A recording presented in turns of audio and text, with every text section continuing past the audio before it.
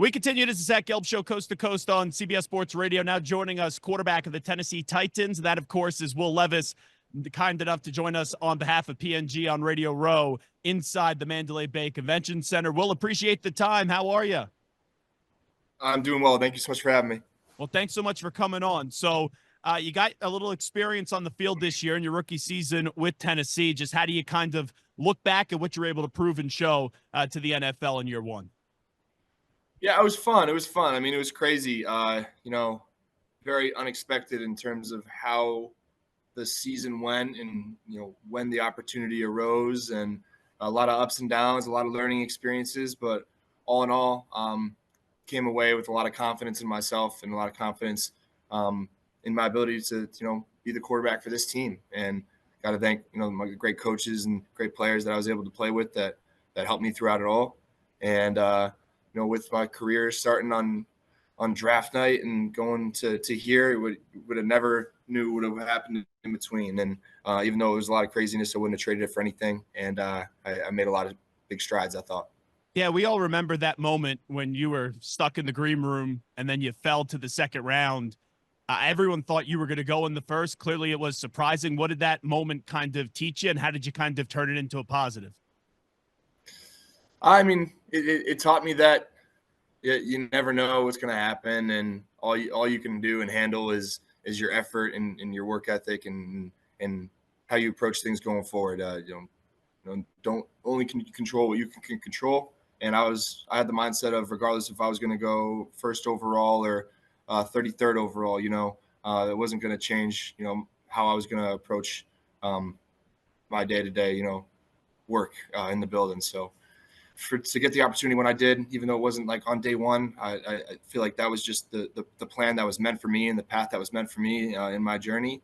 And, it helped me a lot. And I love the spot I'm in right now. Will Levis here with us. You look back at Mike Vrabel. He was your coach for a year. I know he's since been fired, and now you have Callahan. So you learned the business and the changing side of the NFL rather quickly. When you got the news that Mike wasn't coming back as the head coach, how did you process it? It was tough. It was tough. I mean, it definitely caught us off guard, and we didn't really know what was going to happen or how it was going to go down or really why it happened. But it was weird. It sucked for that day or whatever. And then you got to move on, and you got to understand that, you got to just work as hard as you can and be ready to, undertake the challenge of having a new coach and maybe even learning a whole new offense, and that trusting that what the decisions the organization are making are in our best interest. So which we all believe, and we're all behind, our owner and in decisions in the organization. So we're looking forward to, what we're doing going forward. Yeah, what was the first thought when you bring in Bill, right? Brian, excuse me. You have a new head football coach, and clearly an offensive mind that worked with Joe Burrow the last few years, comes from a football family. It seems like this is a move that is going to even help out the offense even more, right? Yeah, I mean, I immediately saw the track record of quarterbacks that he'd been able to work with in the past. Super Bowl winning quarterback, Super Bowl winning quarterbacks, or at least Super Bowl appearing quarterbacks. And it's for him to be that young and to have that track record and have the impact and have the success he has, it fired me up for sure. And I'm looking forward to learning his ways and to taking as much, in from him as I can. On the way out with Will Levis, now you're the guy from day one. What do you kind of hope to prove? I know you played a little bit last year, but now having your first full season, the first full offseason, knowing that you're going to be the guy in Tennessee. Yeah, I want to become, greater in my leadership role on the team, and being a rookie and feeling out, what kind of leader I wanted to be for the team, and being more comfortable, being more vocal, and having the conversations with guys that need to be had. I'm looking forward to improving in that respect, and just being not only a great quarterback but a great leader for this organization.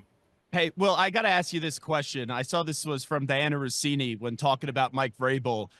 She said that an anonymous GM told her that Mike's a very large human being and he'd be very intimidating to people in the organization, and maybe that's why he didn't get hired this cycle. You had experience with Mike. I never thought a coach's size could be a reason why he doesn't get a job. Like, do you just kind of laugh when you hear that an anonymous GM said that to Diana? I heard that, And I don't know if it was like taken out of context or whatever, but I thought it was funny. I thought it was a joke, honestly. I don't know, but no, he can definitely be intimidating, I guess.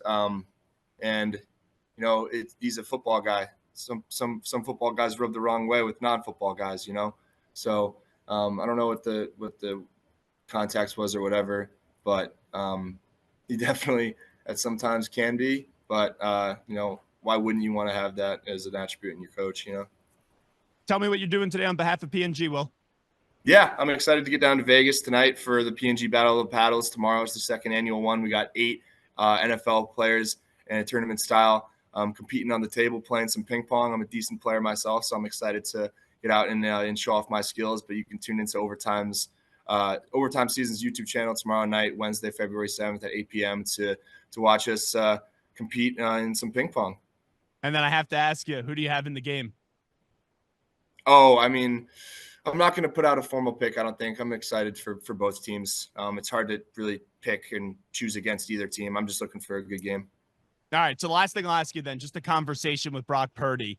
I don't care if people call him a system quarterback, game manager, good quarterback. It doesn't matter to me. But, also like kind of similar to the Mike question I asked you, to kind of just laugh at the way that people obsess how you classify Brock Purdy as a quarterback. He's a winner. He's a winner. I don't know what you want to – he's won a lot of games, and for him to have, people want to talk about an interesting draft night story for me. Are you kidding me? What about his story? Like how can you hate on a story like that? And I love how he's just taken all of the criticism, on the chin, and he always has the best answers, and he seems to be, just a great individual and a great quarterback and a great leader for that team. And I love to see him rocking and doing his thing. Well, Will, we appreciate the time. Thanks so much. When you get into town, enjoy it here in Vegas. All right. Thank you so much.